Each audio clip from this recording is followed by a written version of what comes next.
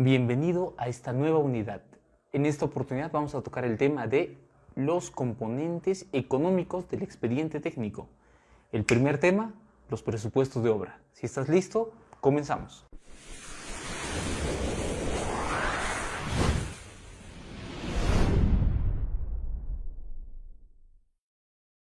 Bienvenidos a la presente sesión. En esta oportunidad vamos a ver el tema de presupuestos de obra. Y dentro de esta sesión vamos ya a abarcar los siguientes temas. 1. La definición. 2. Los componentes del presupuesto. Número 3. La estructura del presupuesto. Número 4. El procedimiento de elaboración del presupuesto. Y número 5. Los aspectos legales que debemos de considerar al momento de elaborar nuestro presupuesto. Empezando, la definición.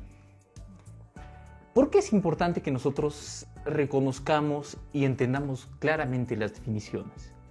La definición de un concepto abre en nuestra memoria un espacio, un casillero mental al cual nosotros le asignamos ciertos atributos. Es por eso que es importante que tú manejes todas las definiciones de los componentes de un expediente técnico. En este caso, la definición de un presupuesto de obra es la determinación tentativa de la valoración económica de una obra. ¿Por qué decimos determinación tentativa? El presupuesto, justamente como su nombre lo indica, presupuesto, es un supuesto tentativo del valor del precio que va a tener un determinado proyecto, ¿sí? Es un supuesto, no es algo fijo. Lo más probable es de que ustedes que han participado en diferentes tipos de proyectos hayan visto de que al final en la liquidación financiera de una obra no era la misma a la que se tenía cuando se habló de un presupuesto anterior, ¿sí? A pesar de que a un inicio se hace un presupuesto, la valorización, la liquidación financiera puede no ser el mismo. Justamente por eso el presupuesto de una obra es solamente un supuesto, es un valor tentativo de la valoración económica que se necesita para ejecutar una obra. Espero que esté quedando claro de que el valor del presupuesto es un valor tentativo. Ahora vamos a ver los componentes de un presupuesto. Si bien es cierto, el presupuesto al final se resume y concluye en un monto final, este monto final es producto de la suma de estos dos componentes. 1, el costo directo y número 2, el costo indirecto. Sencillísimo de recordar, ¿sí?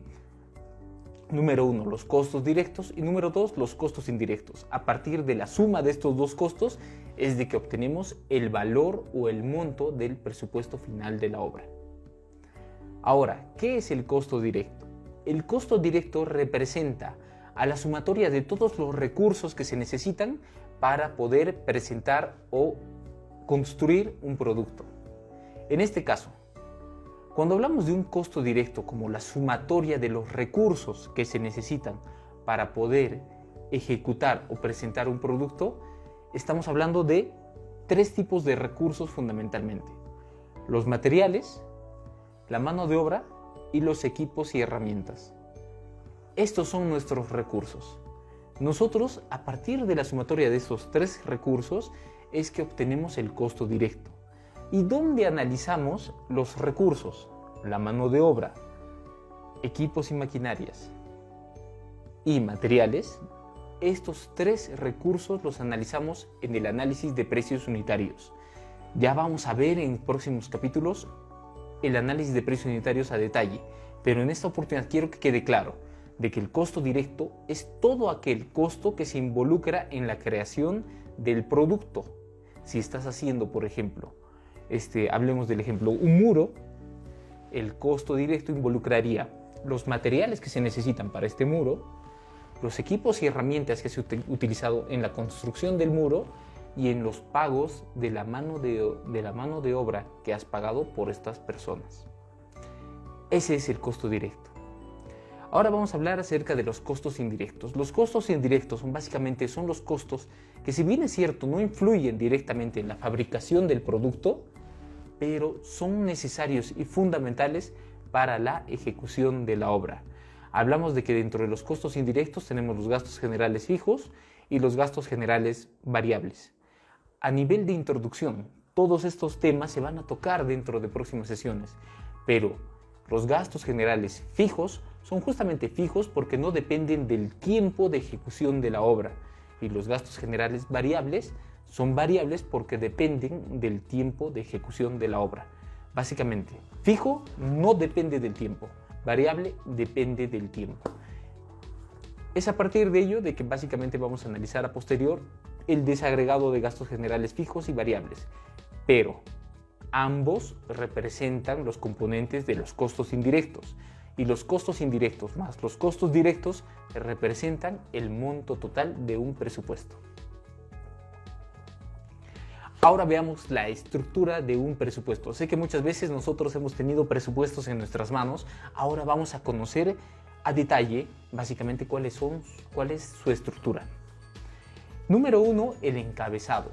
Cuando hablamos del encabezado del presupuesto, hablamos de la parte superior que se encuentra dentro de los presupuestos que nosotros podemos trabajar, tanto en Excel, en S10, en Delfin Express. Hay diferentes software los cuales nos permiten desarrollar la parte de costos y presupuestos, pero yo les recomiendo de sobremanera de que tengan en consideración de que al momento de leer el encabezado, verifiquen los siguientes componentes.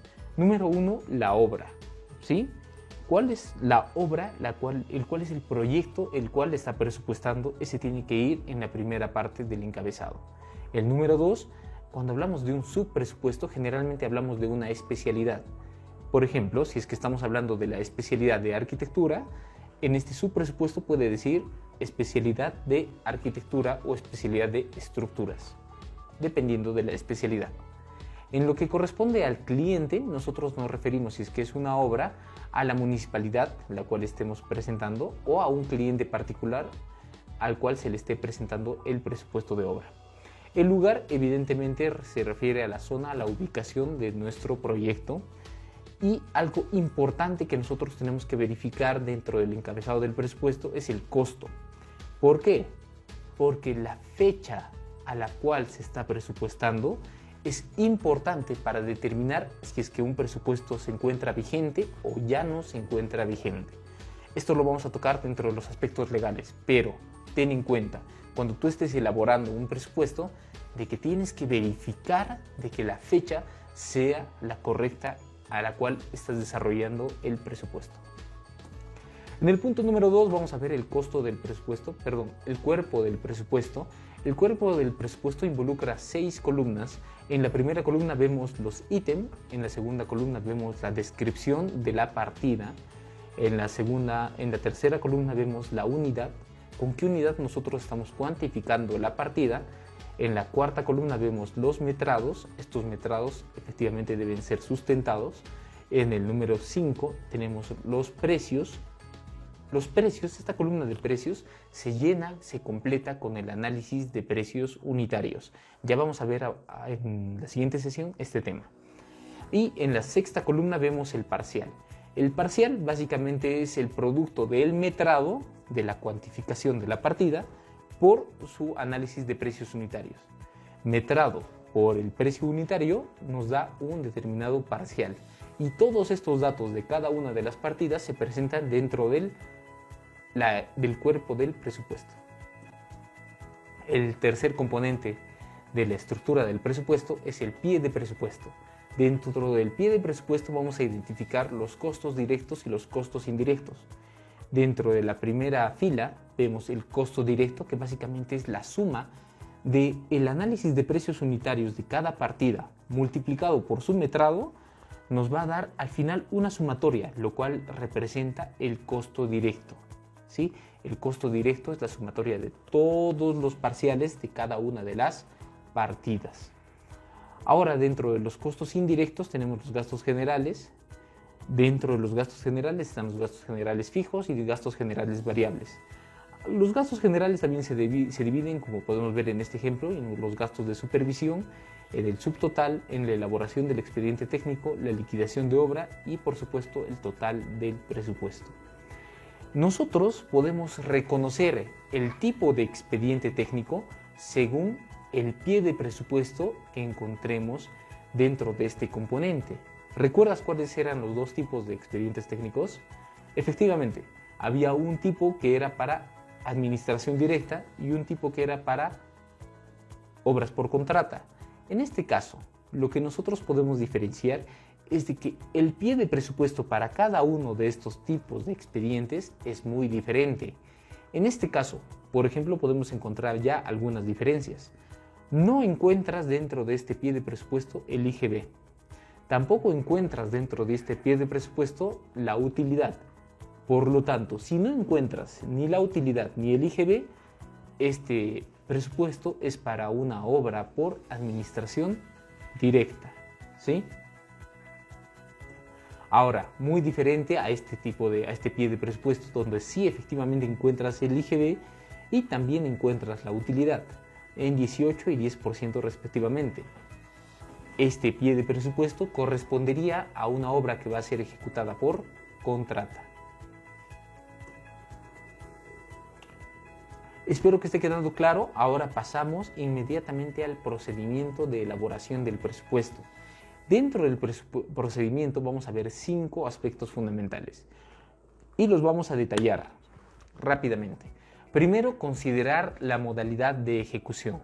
Si nosotros recién vamos a empezar a elaborar un presupuesto, tenemos que considerar qué modalidad de ejecución corresponde a este presupuesto. Es muy diferente hacer un presupuesto para una obra por contrata que para una obra por administración directa. Ya hemos visto las diferencias. ¿Recuerdas de las 3 Cs? La diferencia estaba en un tipo de expediente técnico, en el costo directo, en los costos indirectos y en los cronogramas. ¿Recuerdas? Te recomiendo que vayas repasando las sesiones anteriores a manera de que consolidamos esta información.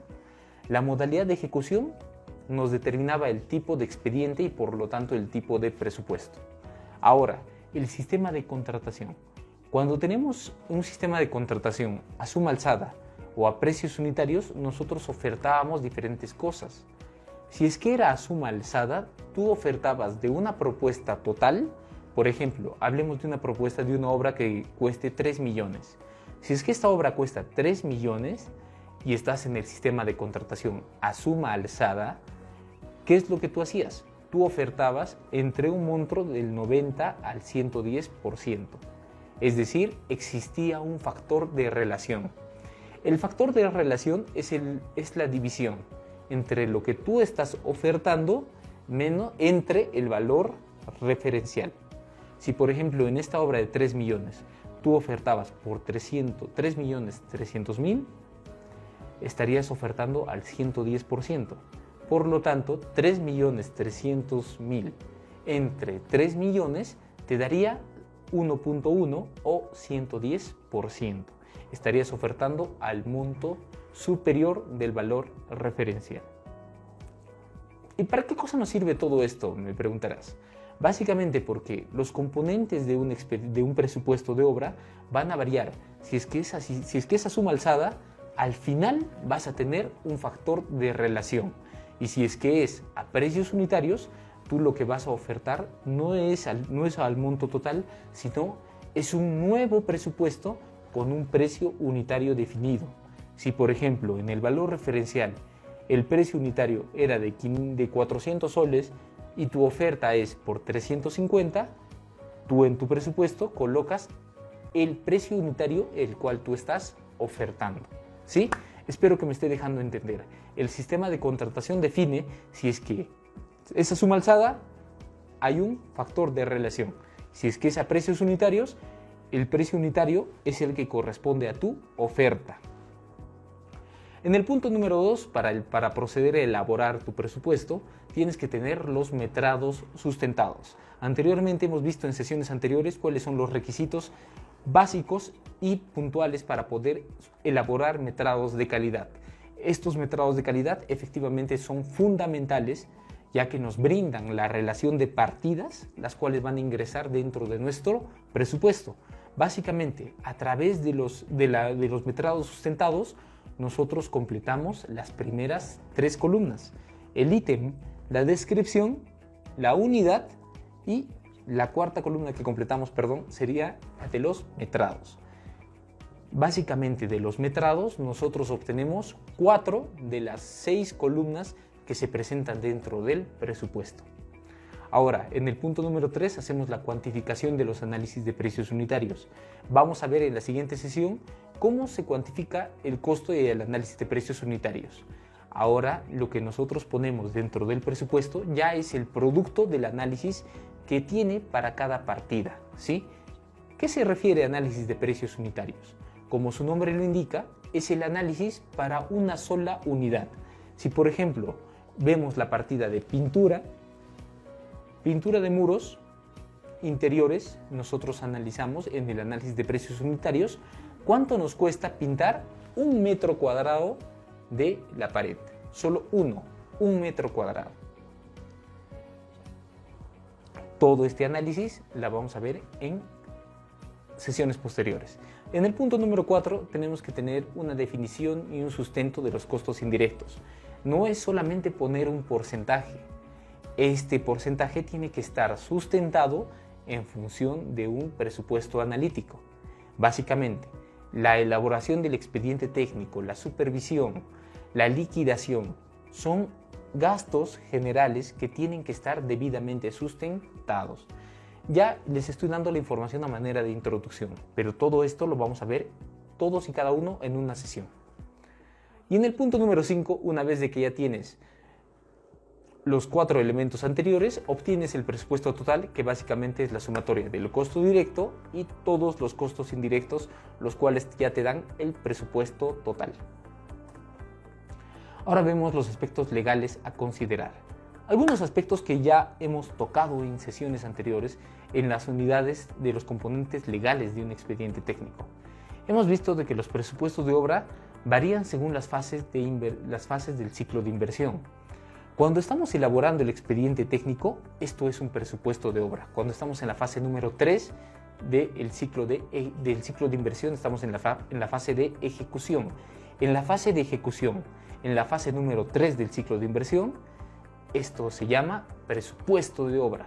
Pero cuando estamos en la fase número 2 de la evaluación y formulación, a esto se le llama valor referencial, a pesar de que su elaboración y su procedimiento básicamente sea el mismo, ¿sí?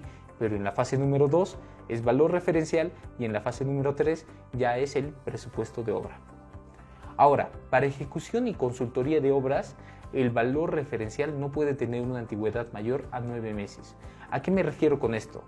Antes de que tú hagas un procedimiento de selección para determinar quién es el contratista consultor que va a elaborar el expediente técnico, se tiene que verificar de que el valor referencial producto de la fase número 2 sea y tenga una vigencia no mayor a 9 meses. ¿Sí? Espero que esté quedando claro. En el punto número 3, la propuesta para la ejecución y consultoría de obras debe estar entre 90 y 110%. Si nosotros somos consultores y existe un valor referencial para la elaboración del expediente técnico, imaginemos 300.000, nosotros podemos ofertar entre 270.000, que representaría el 90%, y 330.000, que representaría el 110%. Esto se aplica tanto a ejecución de obras como a consultoría. Ya entrando al resumen y las conclusiones, ¿por qué es importante el presupuesto de obra? Porque nos determina un valor tentativo, el cual va a costar una determinada obra. Y de esa manera, el Estado hace la asignación de los fondos, la asignación de los recursos, ¿sí? Hemos visto de que tenemos 3 elementos dentro de la estructura del presupuesto. Dentro de la parte del encabezado hemos visto lo importante que es tener una fecha. Y en la parte del cuerpo del presupuesto hemos visto lo importante que son los metrados para completar las primeras 4 columnas. En la columna número 5, el análisis de precios unitarios. Y en la columna número 6, el subtotal, que es producto de los metrados por el análisis de precios unitarios. En el tercer punto de la estructura del presupuesto hemos visto el pie de presupuesto, que variaba dependiendo si era una obra por suma alzada o por precios unitarios, como también variaba si es que era una obra por administración directa o era una obra por contrata. Para recordar las diferencias entre los dos tipos de expedientes técnicos, te recomiendo que repases las sesiones anteriores y vas a consolidar toda esa información. Hemos visto también los 5 procedimientos para la elaboración del presupuesto. Básicamente, primero consideramos la modalidad de ejecución y el sistema de contratación. Número 2, los metrados sustentados. Número 3, determinación y la cuantificación del análisis de precios unitarios. En el punto número 4, el sustento y la definición de los costos indirectos. Y en el punto número 5, el presupuesto total se obtiene a partir de los costos directos más los costos indirectos. Con eso estamos terminando la presente sesión y nos vemos en la sesión del día de mañana.